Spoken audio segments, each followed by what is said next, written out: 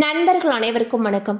இன்னைக்கு நம்ம இந்த வீடியோல ரேஷன் அட்டைதாரர்களுக்கு மிக முக்கியமான அறிவிப்பு ஒன்று வெளியாகி இருக்கு. ஸோ அதை பத்தி தான் இப்ப நம்ம பார்க்க போறோம். இந்தியாவை பொறுத்தவரையில் வறுமை கோட்டிற்கு கீழ் உள்ள மக்களுக்கு உதவும் விதமாக ரேஷன் கடைகள் மூலம் அரிசி மற்றும் பருப்பு உள்ளிட்ட அத்தியாவசிய பொருட்கள் வழங்கப்படுகிறது. பல்வேறு தரப்பு மக்களுக்கும் இது பெரும் உதவியாக அமைந்துள்ளது.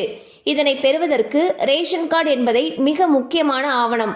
தற்பொழுது தமிழக ரேஷன் கடைகளில் பயோமெட்ரிக் முறையில் ரேஷன் பொருட்கள் விநியோகிக்கப்பட்டு வருகின்றன.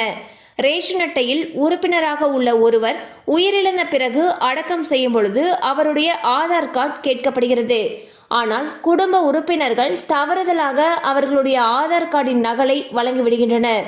அதன் பிறகு ஆதார் எண் அடிப்படையில் ரேஷன் கார்டிலிருந்து பெயர் நீக்கப்படுகிறது. கடந்த 3 ஆண்டுகளில் மட்டும் சுமார் 10 லட்சத்துக்கும் மேற்பட்டோர் பெயர்கள் நீக்கப்பட்டுள்ளது. எனவே ரேஷன் அட்டைதாரர்கள் உயிரிழந்தவருடைய பெயரை நீக்குவதில் கவனமாக செயல்பட வேண்டும் என்று அரசு தெரிவித்துள்ளது. ஸோ வந்து பார்த்தீங்கன்னா, ரேஷன் அட்டையில் உறுப்பினராக இருக்கக்கூடிய ஒருவர் உயிரிழந்து அடக்கம் செய்யும் பொழுது பொதுவாக தற்பொழுது ஆதார் கார்டு கேட்குறாங்க. ஸோ ஆதார் கார்டு கேட்குறாங்க அப்படின்னா யார் இறந்தாங்களோ அவங்களுடைய ஆதார் கார்டை கொடுக்கணும்.